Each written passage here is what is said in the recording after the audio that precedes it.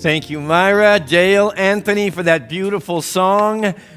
Brings back memories of the 1940 classic. Now, not that I was alive in 1940, don't get me wrong, but the 1940 classic, what?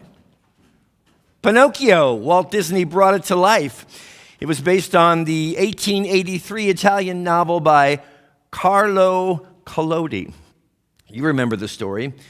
An elderly wood carver by the name of Geppetto had always longed for a son for as long as he had lived. And as a result, in his later years, he carves a wooden puppet whom he names Pinocchio. And one evening, a blue fairy arrives on the scene and decides to give the puppet life. It's not yet a real boy, but it can move and it can behave very much like a real boy. To Geppetto, it was almost as good as true. Both Geppetto and Pinocchio had a dream that someday this little wooden puppet could become a real boy. And the blue fairy says, well, that is perfectly possible, but you must first prove your own worth, your own bravery, your own truthfulness, and your ability to serve unselfishly. You may recall that throughout the adventure, Pinocchio has this problematic nose, that whenever he tells a lie, whenever he's not in alignment with the reality of who he really is, and he's not speaking from a place of truth, the nose grows, and the nose grows, and the nose grows. Along comes a funny little character, Jiminy Cricket, and he serves as Pinocchio's conscience. That's when the adventure begins. And through all manner of chaos and confusion and challenge and difficulty, Pinocchio finally proves, not so much to anybody else, but to himself, all these faculties that the blue fairy, his own, you could say, higher nature, had been inviting him to recognize. He proves them to himself, that he has the worth, that he has the bravery, that he has the truthful and honest nature, and that he is unselfish in his ability to serve others. Although at the end, he finds himself rescuing his creator or his father figure from the belly of a whale, and it takes his life. It seems the story is ending on that fatalistic note, but it's not so. In fact, the blue fairy returns, not only to bring Pinocchio back to life as a wooden puppet, but actually as a little boy. Now, from a moral perspective, no doubt this story has been written to demonstrate that hard work and conventional values will bring success in your life. But I believe it has a much more powerful spiritual perspective than that. You know, I am celebrating this year 45 years of professional affiliation in the Unity movement. It was 1975 when I began that journey, and 30 years as an ordained Unity minister. And I remember very well when I was 12 years old, sitting in the office of Reverend William B. Cameron, one of my predecessors here at Unity on the Bay, with the assignment given to me of creating a career notebook. And I said to him, Bill, I want to be a Unity minister. I had grown up very close to him, to the church, the Unity Center in Kansas City at that time. And that's what I wanted to be. I knew it with every fiber of my being that I was going to be a Unity minister when I grew up. It was a number of years later that I went through what someone recently referred to as my wayward years. These were years of challenge and difficulty throughout college. I had a very adventurous spirit that got me into trouble a lot of the time. And I found myself needing to prove through those experiences, just like the little wooden puppet Pinocchio, some qualities, my own worth. I found myself proving it to me then, and I find myself on this very day, and all the days since then, proving my worth.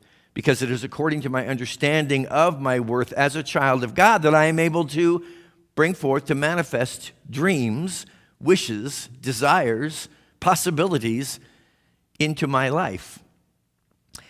It's all through the quality of imagination, my dear friends. And I want you to take a moment right now, if you would, if you feel so inclined, to just join me in imagining what is your dream. Everyone has a dream. You say, I have no dreams.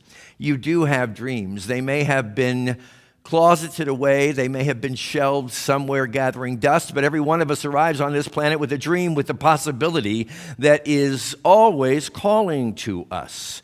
And though it may seem distant, the voice, the vision, the dream, the possibility is always and ever still there. So use your imagination with me and ask for this dream that is yours and yours alone to come into greater clarity as you consider, what is your dream for yourself? What is your dream for your own life? Remember, my friends, imagination is never limited by that which is, but always promised by that which can be. There's no limit to it. And all the great experiences and all of the great accomplishments of every man and woman on the planet began at some level on the realm of ideas and in the space of their own imagination. What is your dream for yourself? It's there. Find it, dust it off, bring it into focus. What's your dream for yourself? What are your dreams for those you love, for your family, for your friends, for those near and dear? And finally, what is your dream? And this is most important at this particular time in our human experience. What is your dream for the world? For I assure you of this, dear friend, the world is never anything more or less than that which we together, collectively, have imagined it to be. Our lives are screens upon which our imagination is played out. I've been studying for a number of years the work of a great metaphysician. He was never all that popular, although he touched many lives, and his works are not that well remembered. His name was Neville Goddard. And I want to share with you, as a part of this experience this morning, 4 specific quotations from this great mind and this great author. The first of which is this: to impress the subconscious with the desirable state, you must assume the feeling that would be yours had you already realized your wish. So as you're engaged in this process of imagining what is the dream for your life, what is the dream for your loved ones, what is the dream for this world, recognize that it begins at the level of your feeling nature. And it is possible for you and I to focus ourselves clearly enough on any objective, on any intention, on anything we may be dreaming or imagining, to focus exclusively upon it and begin to take on the feeling that we would be experiencing were we actually tasting, living, breathing, full out in 3D Technicolor, that which we imagine. It's possible to get into the feeling of it.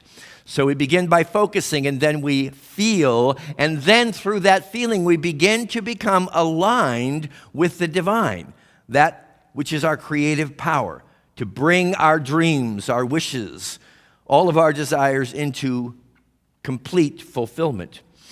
The next words that Neville shares with us are these: in defining your objective, you must be concerned only with the objective itself. The manner of expression or the difficulties involved are not to be considered by you.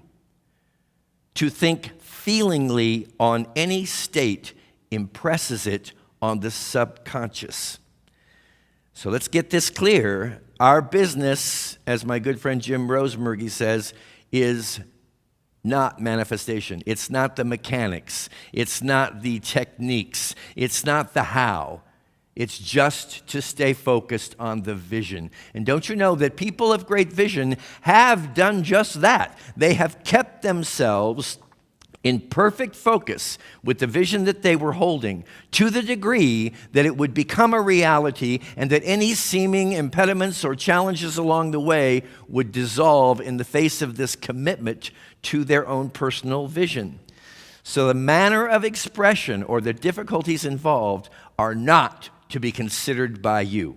The challenges, the impossibility of the situation, none of your business. Your business is to hold the dream, to focus clearly upon it, and to know that the universe has an amazing way of bringing every necessary resource and opportunity to you that is required for you to be able to accomplish that which your heart desires.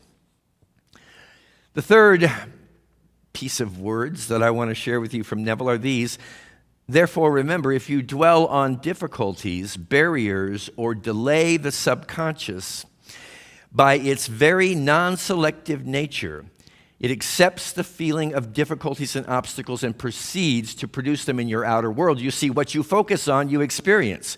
So if instead of staying focused on the dream, on the vision, on the possibility, you become preoccupied with the seeming challenges and difficulties that are going to prevent you from its accomplishment, what you are placing your attention on always and ever and must become your living reality. There's no way out of this, my friends. This is a law of the universe.